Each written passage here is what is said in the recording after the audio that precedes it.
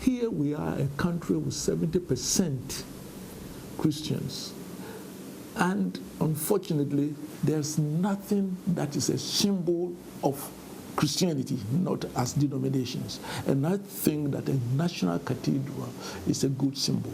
There has not been undue financial burden on the state.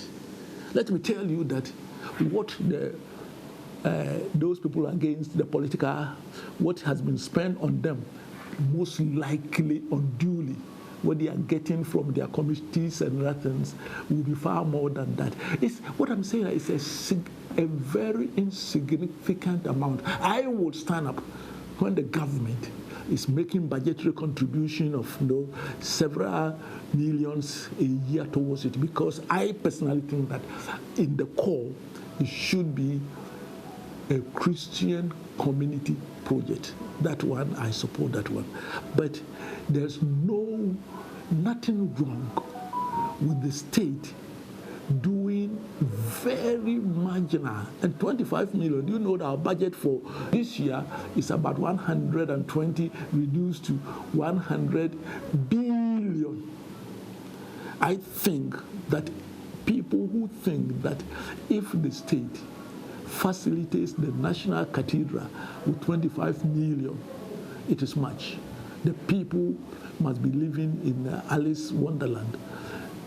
If the modalities is wrong, it is something that must be addressed, but not talk about the state having squandered money on the National Cathedral.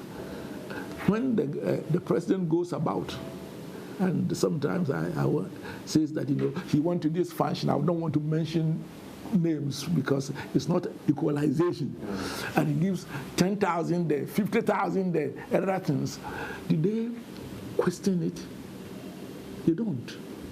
And if you are talking about the funeral, the small emergency here, that amount, if you talk about the National Cathedral, that is the equivalent of when we hear the vice president somewhere and he contributed 25,000 to that cause.